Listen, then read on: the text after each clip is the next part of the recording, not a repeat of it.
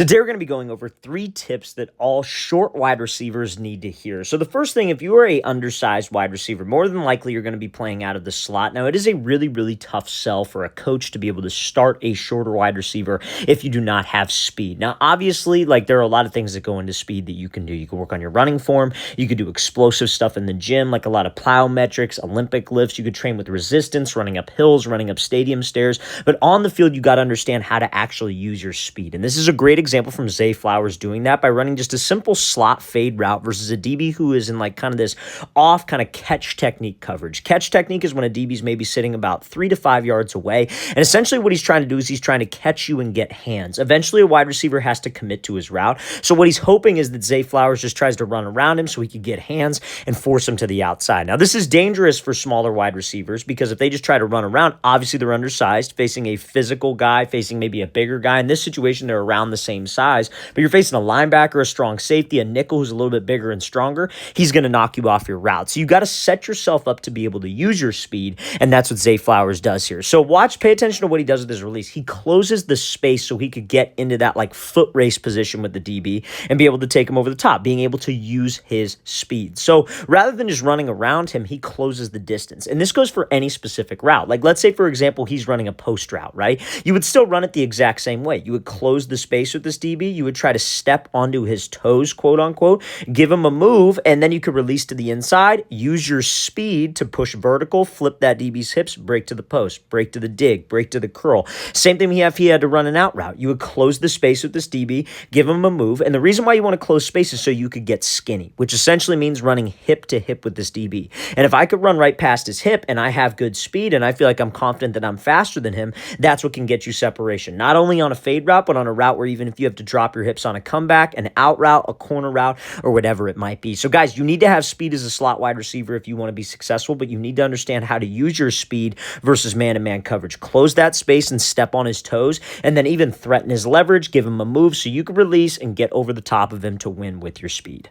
Now, before we get into this next example, fellas, if you are a wide receiver and you want to improve your game and take your skills to the next level, check out that very first link in the description below for our Elite Wide Receiver Training Package. What you'll get access to, guys, is 2 months of daily workouts for wide receivers in the gym and on the field, and we also include a 4-week-long speed improvement program. So we map out everything that you should do on a weekly basis, guys. So it's like Monday, you're doing this workout in the gym, this workout on the field, and you're doing this for speed. Tuesday, etc., Wednesday, etc., and we work it all the way through. We give you video examples of each drill and each exercise, and we give you the exact sets and reps to follow. So guys, if you want to take your speed and your skills as a wide receiver to the next level, go to that very first link in the description below where you could get access to our Elite Wide Receiver Training Package. Now, the next thing I want to discuss with shorter wide receivers is going to be understanding how to manipulate coverage. As a shorter guy, think about it from a quarterback perspective, because I think everybody kind of understands the quarterback position, right? So, you got a lot of quarterbacks are naturally taller dudes, 6'2" plus, right? But what do all those shorter quarterbacks have in common that are successful? They all have different attributes that kind of separate themselves from the taller guys, whether that's a quick release, whether that's great feet in the pocket to be able to buy time. Look at a guy like Drew Brees, very quick feet, very quick release. Look at guys like Kyler Murray, very athletic. They can run. They're that true dual threat type of guy. So they have other things that maybe the taller guys don't have in common. So as a shorter wide receiver, we're going to look at this comeback route here from Ladd McConkey here for the Chargers. And the key here is understanding how to manipulate coverage, understanding how to run your routes versus different types of coverage, aka having a high football IQ as a wide receiver. Shorter guys need that because not a lot of receivers know how to run routes versus different coverages. Not a lot of receivers understand defenses. So he's going to be running a comeback versus a DB who shows press pre-snap and then he bails out of there into a deep third or a deep fourth, like it's cover 3 or cover 4. So if you had to run a comeback, a lot of guys don't understand, if I'm running a comeback versus this bail technique, I want to get to an area called the blind spot of the DB. So it's why this is just one example here. So play this thing full speed. He gets to that blind spot. DB's thinking it's a fade, put the brakes on, and then we obviously get separation and can make a catch, right? So let's talk about this.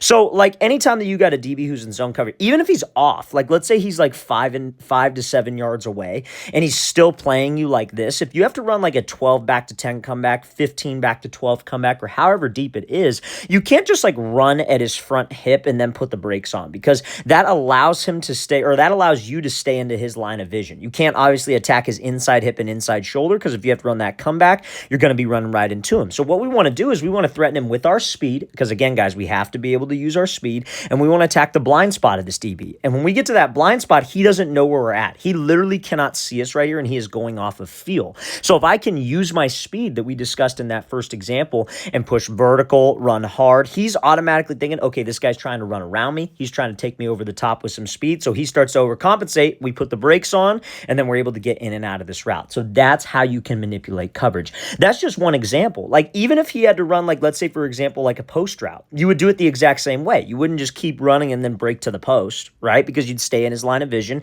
and he'd be right on your hip. What you could do is you could angle yourself to that blind spot. DB starts to widen, thinks it's a fade, bam, we put the brakes on a post and we get some separation. So you could do that for an outside breaking route or even an inside breaking route, especially you shorter guys that have to play on the outside versus taller physical DBs who maybe like to bail, maybe have good technique. This is a very, very easy way for you to get separation. So the second thing that all shorter wide receivers need to do, you need to have a high football IQ and you need to know how to run routes versus different coverage.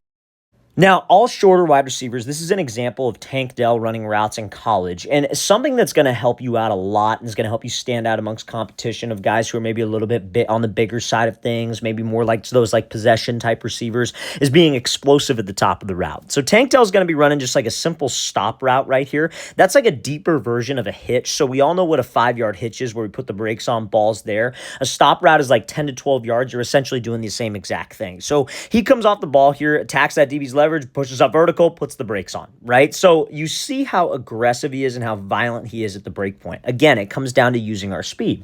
If I have great speed, but I can't change direction, your speed's kind of all for naught on the underneath routes. I can't just be a one-dimensional short receiver who's the guy who could just take it over the top and then that's it. I have to be able to change direction. So you have to be able to use your speed. You have to be able to push vertical. And again, using that speed to get that DB to open up his hips and think, oh crap, I don't want to get beat over the top. If you have that speed as a shorter wide receiver, it sets up the underneath routes if we know how to sell it. So when he pushes up vertical, the most important thing is that after he closes the space with the DB, again, just like that first example that we talked about with Zay Flowers, close the space, step on the toes so I could use my speed properly. So he uses his speed, bursts up vertical. To sell vertical, you got to run with good speed, you got to run with good strides, and you got to have a slight forward lean with your pad level. All three of those things are going to make you faster in your routes, but are going to help sell it to where that DB actually opens up and turns. So when we get to the break point, it's very hard to stop when you're doing that unless you are something called violent with your hips.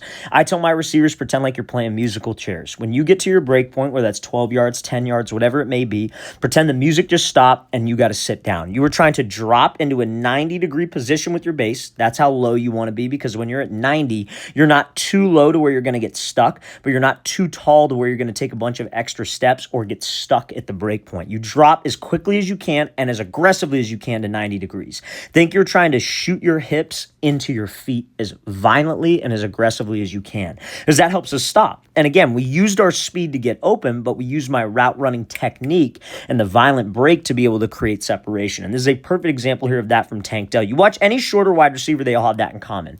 That last example we looked at from Ladd McConkey, he does the same thing on the comeback. It's a violent drop. He's using his speed to make that DB think he's opening up, and then he drops. So guys, if we can apply these three things to my game, speed, understanding how to run routes, and a violent change of direction, you will be a lot more successful as a shorter wide receiver.